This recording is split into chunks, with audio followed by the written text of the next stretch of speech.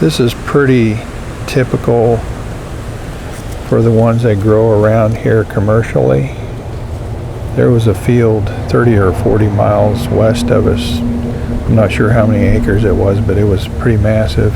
I took a few pictures of some of those. I'll show you those real quick, and then we'll come back and talk more about sunflowers.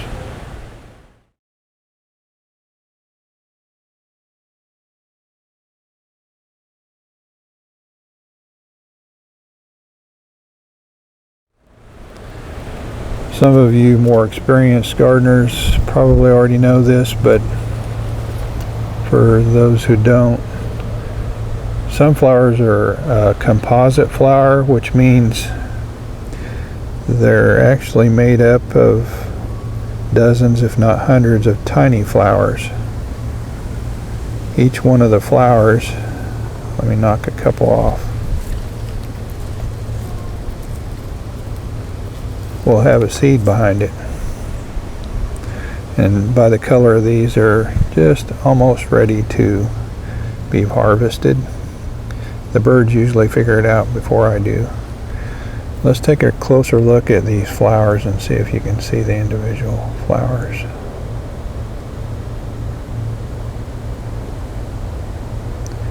Each one of these flowers has all the parts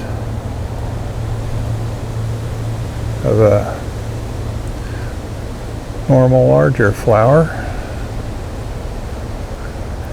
And if you watch the pollinators, they'll go all over the face of the flowers because they're hitting all those little flowers. I think these are called disc flowers, if I remember right. But this has a single head on it. That's typical of the commercial variety, but we have some that have multiple heads. Let's go look at one of those. Here's two that came up right next to each other. This one is like that other one. It has a single head and it's ready to be harvested. What I like to do sometimes is I'll cut it off back here, and then I'll hang it up with a wire upside down to where the head is facing towards the ground. And I found that chickadees kind of enjoy getting on those, and they don't have as much competition that way because they can get upside down and get them. But this one has multiple flower heads, and if you look at each leaf joint here, it has a flower stem that comes out. I'm not sure how many flowers there are there, but probably close to a dozen.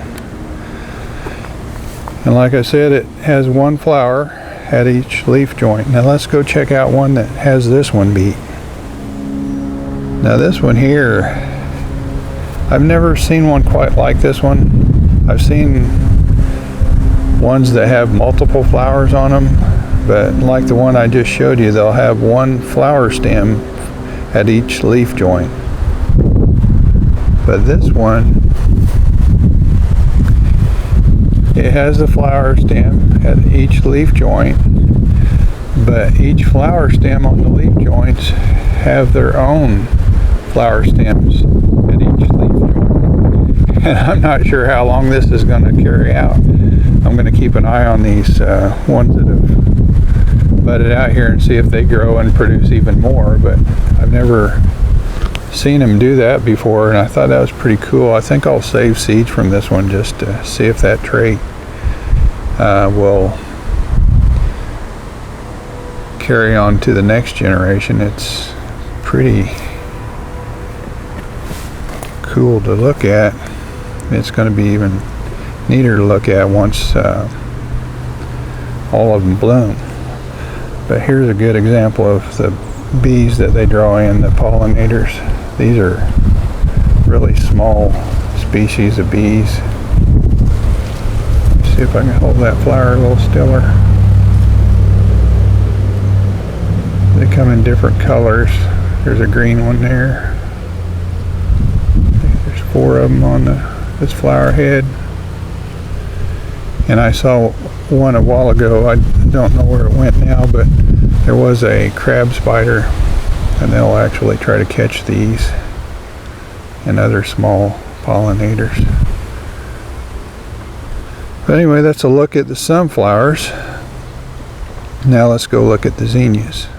Like the sunflowers, the zinnias will draw in pollinators, and they're kind of cool to look at. They're pretty. These flowers here I got seeds from my mom years ago, and these are descendants of her flowers. So they're kind of special to me. And there's one with streaks of red in it. It's kind of neat. Looks like most of these are shades of pink. Sounds like the trash haulers just got here. But anyway, that's a look at our flowers. And speaking of flowers, the dill plants are in bloom, and looks like the cotton will be producing flowers soon by the looks of it.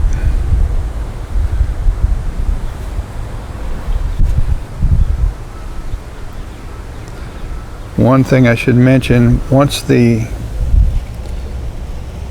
zinnias start producing flowers, it's better if you, or I think it's better if you go ahead and once the flower starts to fade a little bit, then go ahead and cut it off, and that way it'll keep producing more flowers.